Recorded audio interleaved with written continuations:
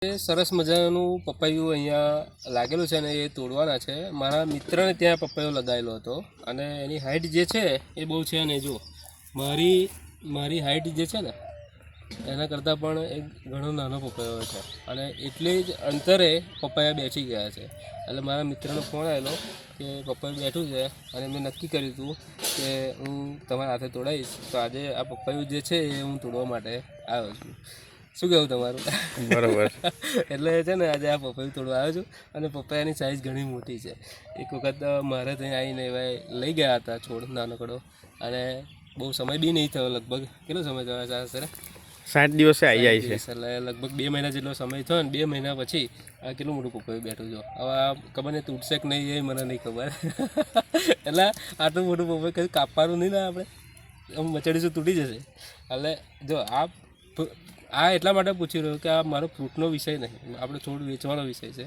અને એમને ત્યાં પપૈયું બેઠું છે સરસ મજાનું અને હું તોડવા માટે આવ્યો છું. હવે ગોળ ગોળ ફેરવું છું ધીમે ધીમે. હવે આ તૂટશે. જો વજન બી ઘણું છે, વજન તૂટે પછી કહું તમને. હા, આશરે 4 કિલોની આસપાસ હશે, 4 થી 5 કિલોની આસપાસ. સરસ મજાનું પપૈયું છે જો. અને એમને અહીંયા બીજા ઘણા બધા ફ્રૂટ્સ પણ વાવેલા છે, જેમાં ડ્રેગન ફ્રૂટ છે, પછી કમરક છે, સ્ટાર ફ્રૂટ છે. બધા આપણી નર્સરીના જ છે. નર્સરીનું નામ સૂર્ય નર્સરી, સુરાસામઠ ગામ, તાલુકો નડિયાદ, જિલ્લો ખેડા. અને જુઓ આ બધું કમરક બી એમને લગાડેલા છે. કમરક બતાવે છે જો. આ એમને જઈ કમરક પણ લાગી ગયા છે. કઈ ગયા કમરક? હા જો આ બધા કમરક એમને ત્યાં લાગી ગયા છે સરસ મજાના. અને ડ્રેગન ફ્રૂટની તો વાત જ ના થાય. અમારા મિત્ર છે ડ્રેગન ફ્રૂટના બહુ શોખીન છે. એમને ત્યાં ડ્રેગન ફ્રૂટ જો એમને બધું ટાયર બાયર લગાવીને બધું મસ્ત કર્યું છે. ઘણી સારી એવી મહેનત કરી છે. જામફળની પણ ઘણી બધી વેરાયટી એમને લગાવેલી છે. જામફળ પેલી બાજુ છે. અહીંયા આગળ શું લગાવેલું છે? મોસંબી કે પપનસ છે? પપનસ છે જો આ પપનસ છે. પપનસનો સારો એવો ગ્રોથ થઈ ગયો છે.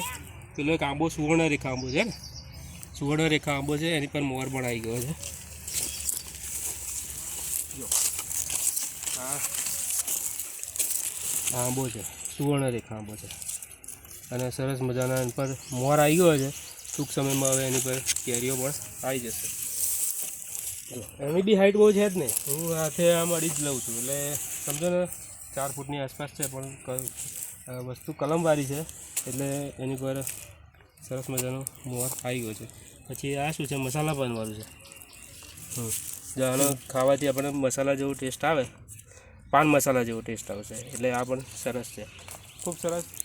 ધન્યવાદ તમારો મને આ પપૈયું આવવા બદલ. હવે હું ઘેર જઈને કલર આવી ગયો છે, 1-2 દિવસ મૂકી રાખીશ એટલે પાકી જશે. Thank you so much.